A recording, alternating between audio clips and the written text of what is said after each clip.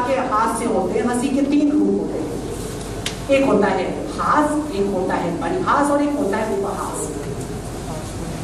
मनुष्य अपने जीवन में उपहास को सबसे आसानी से जानता है, उसके बाद बड़ी मुश्किल से वो हास को जानता है और बहुत मुश्किल से कोई परिहास को जानता है। छोटे में मैं बोल देता हूं, परिहास क्या होता है? परिहास जैसे कि किसी छोटे बच्चे की मुस्कुराहट, परिहास जैसे कि तुम सुबह सुबह अचानक जेएनयू में सर्दियों का बड़ा खूबसूरत जेएनयू हो जाएगा। मैंने एक बार कहा था ना, घर फिरदौस बरूल दिल्ली अस्त हमी अस्तो हमी अस्तो हमी अस्तो, ठीक है। घर अगर दिल्ली में कहीं फिरदौस है तो नहीं है, यही है, ठीक है। तो जब आप कभी प्रकृति देखने निकल जाओ तो आप देखना, अभी धुंध हल्की आ जाएगी और वो शबनम पत्तों के ऊपर आके हल्की हल्की ठहर जाएगी और खूबसूरत हवा चलने लगेगी और फूल मुस्कुराने लगेंगे ना, तो उस दौरान आप जो मुस्कुराहट आपके चेहरे पे तैरेगी वो परिहास है। शैवों में एक सिद्धांत है कि संसार जो है वो परमात्मा का, भगवान शंकर का परिहास है। भगवान शंकर मुस्कुरा दिए और ये संसार बन गया। बड़ा सुंदर सिद्धांत है, इस सिद्धांत को समझ। अब ये मत तुम समझना कि इसमें दांत कौन है और जीभ कौन है, ठीक है, ये मुश्किल हो जाएगी। लेकिन कहने का अर्थ था कि आनंद, ये संपूर्ण प्रकृति आनंद में रहती है, बेवजह मुस्कुराती रहती है। पूरी प्रकृति बेवजह मुस्कुराती है, सिर्फ हम तुम वजहों से मुस्कुराते हैं। अगर बेवजह मुस्कुराने लगो तो पागल घोषित कर दीजिए तुरंत। तुम रो रहे हो तो हमेशा सिंपैथी गेन करोगे, कहीं भी रो के देख रहे हैं, बाहर निकलो मुंह लटका के बैठ जाओ, कोई ना कोई नहीं तो ये गार्ड साहब लोग बाहर बैठे, वही पूछ लें क्या हुआ भैया, बहुत ही पर हंसी तो ये गार्ड साहब अलग तरह से बोले क्या बात है। हंसना प्रतिबंधित है संसार में, रोना बिल्कुल नहीं। तो हम दूसरा जो गुण जानते हैं और हम सभी जिसको जानते हैं वो उपहास। आप कभी नोटिस करना कि संसार में जितने भी चुटकुले हैं, जितने भी लतीफे हैं, वो किसी न किसी का अपमान है, किसी न किसी का कष्ट है। और हम कितने दुष्ट हैं, कितने धूर्त हैं, कितने क्रूर हैं कि जैसे ही किसी का अपमान होता है हम पूरी की पूरी ताकत के साथ हंसी ठहाका और तालियां पीटते हैं। जैसे मैं कभी साम्यवाद के खिलाफ कुछ बोलूं तो खूब ताली बज जाती है, यहां से वहां एकदम जमकर। बात ये नहीं है, उपहास करने की हमारी प्रवृत्ति होगी। और याद रखना कि वो जो चुटकुले पे हंसने की हमारी आदत है वही किसी दिन किसी की हत्या का कारण बनने वाली है, क्योंकि रोग हम में है, बीमारी हमारे भीतर है, ये टीबी या कैंसर की तरह है। जैसे ही वातावरण मिलेगा वो पनप जाएगा। यदि हम किसी का उपहास कर सकते हैं तो हम उसकी हत्या भी कर सकते हैं, ये हमारी प्रवृत्ति के भीतर छुपा हुआ है। इसलिए भारतीय चिंतन उपहास से हास और हास से परिहास की तरफ जाने की चेष्टा करने का नाम है। उपहास करने की प्रवृत्ति है। तुम कभी देखना तुम्हारी प्रेमिका में फिसल गई तो तुम पहले हंसोगे, बाद में पकड़ लेते हो, प्रवृत्ति है। भले तुम तुरंत अपना मुंह क्योंकि फिसलने पे उसके पांव टूटे ना टूटे, हंसते देख के टांग जरूर टूट जाएगी। लेकिन ये प्रवृत्ति है तुम्हारी, उपहास के साथ तुम सब साथ। दूसरा है स्तर हास का। हास माने क्या होता है? किसी कारण से हंसी आती है, लेकिन वो कारण कंस्ट्रक्टिव होता है। चुटकुले में हमेशा डिस्ट्रक्शन, कोई ना कोई चीज टूटती है। कभी कोई चुटकुला पढ़ना, कोई गिर गया, कोई पड़ गया, कोई बर्बाद हो गया, कोई नष्ट हो गया, नहीं चुटकुला हो गया। मैं एक बार चुटकुले बैठ करके देख रहा था, शुरू से 50-60 चुटकुले, मैंने एक चुटकुला कंस्ट्रक्टिव नहीं मिला, सब डिस्ट्रक्टिव सारे के सारे। कभी याद करो, अभी तुम बैठ के 10 चुटकुले याद कर लेना, घर जाके बैठना, रूम में अपने बैठना, 10, 12, 15, 18, 20 चुटकुले याद करना। सारे के सारे जितने भी चुटकुले होंगे सभी के सभी में विध्वंस होगा, सभी में नाश हो रहा होगा, विनाश हो रहा होगा, अपमान हो रहा होगा, कुछ न कुछ बुरा होगा, अच्छा कभी नहीं। तो दूसरा स्तर है हंसना तो है लेकिन विध्वंस के लिए नहीं हंसना। जैसे अब 2 मित्र आपस में मिलते हैं या अभी आप मुस्कुरा रहे हैं, ये जो हास अभी पैदा हो रहा है इसको हम लोग हास कहते हैं। इसमें हम संबंधों के लिए हंसते हैं, है ना। 2 व्यक्ति एक दूसरे को देख करके मुस्कुराते हैं, उनके बीच में एक रिश्ता कायम होता है, ठीक है। बस ये ध्यान रखना कि सामने वाला जिसको हो रहा हो उसको पर मुस्कुराना, वरना रिश्ता टूट सकता है कि उतने टाइम अपने मुंह को तुम्हें दबा करके रखना पड़ता है। लेकिन आमतौर पे जो दूसरी हंसी होती है वो हास होता है।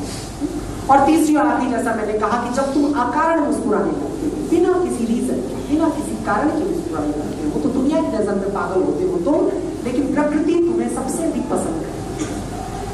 से ज्यादा क्योंकि प्रकृति आकार उसको। तो मैं ये कह रहा हूं कि तालिबानी सोच की तरफ हमें आना पड़ेगा, और तालिबानी सोच, तालिबानी मानसिकता हम सबके भीतर ज्ञात है। कहां ये खोजना तुम्हारा काम है, मेरा काम नहीं है, तुम सबका काम है। तुम ढूंढो कि सुबह से शाम तक तुम कितनी बार तालिबानी सोच से ग्रस्त हुए। ये मत याद रखना कि तालिबानी वही लोग हैं जिन्होंने इस्लाम का झंडा उठाया हुआ है, नहीं। तालिबानी वो लोग भी हैं जो वैलेंटाइन डे का विरोध करते हैं, जो प्रेमी प्रेमिकाओं के जोड़ों के हाथ पांव तोड़ते हैं, ठीक है, जो राखी बनवाते हैं। बताओ कितनी बदतमीजी इतना गंदा तो तालिबान नहीं है। कम से कम रिश्ते की तो कदर करो। वो गंधर्व विवाह करके आए, तुम राखी बनवा रहे हो, तुम अपनी परंपरा की चीजें लेकर किए हो, और ऊपर से चिल्लाओ कि हम हिंदुओं के सबसे बड़े प्रहरी। हद है। और बहुत लोग डर भी गए, लोगों ने मैसेज में गुलाम बना के भेजना शुरू कर मोहब्बत के लिए। अब वो जमाना तो नहीं ना सलीम अनाल कली का है कि नहीं पर्दा नहीं, जब कोई खुदा से बंदों से पर्दा करना क्या, नहीं साहब नहीं। अभी तो छुट्टी होता है, तो कईयों को देना भी तो होता है गुलाम, नहीं कि को नहीं देना है, तो इस वजह से काफी रिस्क होता है। तो मैं ये नहीं कह रहा हूं कि मैं बहुत बड़ा समर्थक हूँ वैलेंटाइन डे का, नहीं, मैं इसलिए उसका मैं वैलेंटाइन डे का भी विरोधी हूँ कई कारणों से। इस कारण से सबसे बड़ा कि वैलेंटाइन डे जिस उद्देश्य से प्रारंभ हुआ था यूरोप में, उस उद्देश्य से आज भारत में, दुनिया में नहीं जाना जाता है। इसे कुछ मल्टीनेशनल कंपनियां अपना फायदा लेने के लिए इस्तेमाल कर रही है, सिर्फ अपने ग्रीटिंग कार्ड्स बेचने के लिए 1995-96 के आसपास ये अपना पैसा लगाती है एक भारत की बहुत प्रतिष्ठित कंपनी के साथ मिल करके, और पूरी इंडिया के अंदर अचानक से वैलेंटाइन डे पैदा हो जाता है।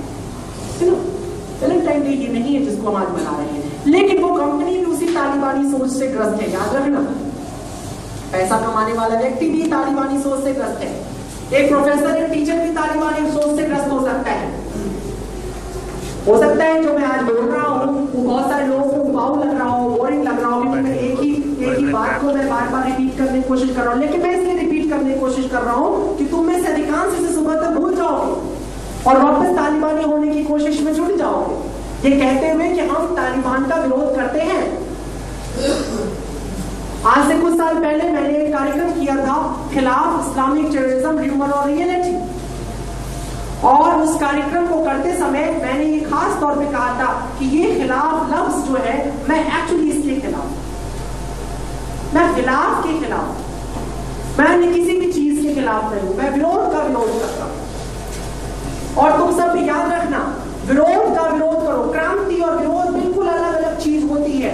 विरोध के मानी किसी चीज को ध्वस्त करने की कोशिश, इसी में साम्यवाद तबाह हो गया, और कोई साम्यवाद के नाम गड़बड़ी नहीं थी। वो भले साम्यवादी कहे कि हम तबाह नहीं हुए, हम अभी इस्टैब्लिश है, मगर कोई अर्थ नहीं बचता है। वो जहां पे होना चाहिए वहां पर नहीं है स्थापित।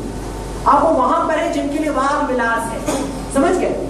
अब साम्यवाद उन लोगों की चीज है जिनके लिए वाग विलास है, जिनको अच्छा लगता है विषयों पे बातें करना, लोगों के दुख पे बातें करना, है ना, ये वो धूमिल की कविताएं पढ़ना, जिनको अच्छा लगता है। मैं धूमिल का विरोधी नहीं हूं, लेकिन धूमिल रसहीन कवि है ना, धूमिल नागार्जुन ये रसहीन कवि है। कुतिया आई, चौका चूल्हा जला, रोटी नहीं थी, ठीक है। जिसके लिए तुम लिख रहे हो तो कभी पढ़ ही नहीं पाएगा, तो रोज देखेगा कुतिया आई, चूल्हा जला, रोटी नहीं, ये तो उसकी रोज की घटना है। और जो उसे पढ़ेगा उसके ना तो घर में चूल्हा जलता है, ना कुतिया जो आती है जिसको इम्पोर्टेड खाना मिलता है। जो नागार्जुन को पढ़ के भाषण देने आ रहा है उसके घर कुत्तों को तुम देखना, वो इम्पोर्टेड खाना खाता है। मैं नागार्जुन का विरोधी नहीं हूँ, लेकिन मैं कह रहा हूँ रसहीन कविताओं का दौर शुरू हो गया था, और आज भी वो आधुनिक कविता के नाम पे चल रहा है, आधुनिक साहित्य के नाम पे चल रहा है। चलिए, कविता में रस होना चाहिए, कविता में सौंदर्य होना चाहिए, कविता में आनंद होना चाहिए। ऐसी कविता क्या जो तुम्हें झंकृत ना करती हो। मैं तुम्हें से किसी कहूं कि तुम आधुनिक कविताएं सुनाओ, तुम सुनाओगे। अगर किसी का कोर्स में नहीं हो या कोई रेगुलर उसके ऊपर कोई काम ना कर रहा हो तो गलती से तुम्हें नहीं याद आएगा, लेकिन कोई ना कोई फिल्मी गाना तुम्हें याद होगा, है ना। तुम तक तुमतिया ही याद होगा, कोई ना कोई फिल्मी गाना तुम्हें याद। जहाँ रस है, जहाँ सुर है, जहाँ लय, वहां भी कविता बसी हुई है। कविता सत्य को घोषित करने का सबसे सरल माध्यम होता है, लेकिन कब? जब वो कविता के स्वरूप में। इसलिए संसार के सारे दैवी ग्रंथ काव्य रूप में है, कोई भी गद्य के रूप में नहीं है। बाइबल गद्य के फॉर्म में मिलता है, क्यों? क्योंकि जीसस ने कुछ भी लिखा नहीं, गॉस्पेल्स पढ़ी। तो जब हम किसी विषय पे बताते हैं तो अपने आप ही प्रोज हो जाता है, गद्य हो जाता है। लेकिन तुम अगर बाइबल को पढ़ो तो देखना वो पोएटिक प्रोज है, वो गद्य काव्य है, उसमें कविता ही कविता झलकती है उस गद्य के भीतर, ये उसका सौंदर्य। तो कहने का अर्थ ये है, मैं इसलिए इसका जिक्र कर रहा था कि कवियों में तुमको तालिबानी मिलेंगे, साहित्यकार में तुमको कहते साहब ये तुमने छंदों में लिखी है, ये आपने किस जमाने की बकवास लिखी। तो उन्होंने जिगर मुरादाबादी को खारिज कर दिया कि नहीं साहब आप तो अच्छी गजलें नहीं लिखना जानते, क्योंकि आप तुकांत नहीं लिखते हो, आप सुर में लिख, आप लिख रहे हो, अभी भी लिख रहे हो कि क्या नाम है, क्या कहते हैं उसका बड़ा एक फेमस है ना, एक आग का दरिया है और डूब के जाना है, ये इश्क नहीं आसान, बस इतना समझ लीजिए, एक आग का दरिया है और डूब के जाना है। तो कहते क्या आप किसी पिटी शायरी कर रहे हो, कुछ प्रोग्रेसिव लिखो। लेकिन आप मुझे बताओ कि जब मलाला यूसुफजई को प्रभावित होना था तो वो रविन्द्रनाथ टैगोर से प्रभावित होती है, वो इकबाल से प्रभावित होती है, दोनों सुर में। रविन्द्रनाथ टैगोर को तो सारे के सारे गीत गाए जाने वाले है ना, अल्लामा इकबाल की गजलों में सुर है, यद्यपि उन्होंने नज़में लिखी है लेकिन उनकी नज़मों के भीतर भी वो रूखापन, वो बासीपन, वो बदबू नहीं है जो आपको आधुनिक कविता के नाम पे मिलता है, उसमें जिंदगी को हिलाने की ताकत है। जब संगीत किसी चीज को जन्मता है, जब सुर किसी चीज को जन्मता है, जब सौंदर्य किसी चीज को जन्मता है, जब प्रेम किसी चीज को जन्मता है, तो वो अमरत्व को प्राप्त करने की क्षमता रखता है। मैंने शायद आप सबको पहले लेक्चर के बाद कहा था कि आपको जिस ईश्वर को, जिस धर्म को समझना है उसमें भी एक ही सूत्र को याद रखना, सुंदर। और मलाला यूसुफजई उसी सुंदरम वाले ईश्वर का वाक्य, उसका अंश है। कितनी सुंदर सी बात है, कभी तुम उसके चेहरे को देखना, यद्यपि वो किसी मिस यूनिवर्स या मिस वर्ल्ड की तरह फिनिश्ड फेस की लड़की नहीं है, लेकिन उसके चेहरे पर जो ग्लो, जो नूर निकल करके आता है वो तुमको आम लोगों में नहीं मिलता है। ऐसा क्यों हो रहा है? क्योंकि उसके भीतर उसकी आत्मा की बहुत बड़ी शक्ति काम कर रही है। तुम एक चीज को याद रखना कि तुम्हें किसी भी संस्था विशेष से झगड़ा नहीं करना है। यदि तुम किसी संस्था विशेष से झगड़ा करने लगे हो तो तुम चूक गए हो, तुम उसी मूर्खता का हिस्सा बन गए हो जो युगों से लगातार चलती चली आ रही है। और धर्म को धरती पर पुनर्जीवित होने में अभी काफी वक्त लगेगा। धर्म लगभग मर चुका है धरती पर से, इसको याद रखना। संप्रदाय जिंदा है, बहुत सारे संप्रदाय जिंदा है, लेकिन उन संप्रदायों की भीड़ में धर्म कहीं पे उजड़ गया है, नष्ट हो चुका है। बड़ी खूबसूरत सी कहानी मुझे याद आ रही है, सूफियों की कहानी कि एक सूफी मर करके स्वर्ग में पहुंचता है, और जब वो वहां पहुंचता है तो लोगों से कहता है कि भाई आज बड़ा साज सज्जा लगी, द्वार वालों से कहता है भाई इतनी सजावट क्यों? तो लोगों ने कहा कि भाई आज जो अल्लाह मियाँ है वो अपना बर्थडे मना रहे हैं, क्योंकि उनका कोई बर्थडे है नहीं, लेकिन फिर भी वो बर्थडे मना लिया करते हैं, तो आज उनका बर्थडे है, तो उस बर्थडे के लिए हम लोग मिले हैं। तो उसने कहा चलो बड़ी अच्छी बात है, मैं मर के आज आया, मेरा डेथ डे और भगवान का बर्थडे, इससे अच्छा क्या हो सकता है, तो आज ही मैं विश कर लूंगा।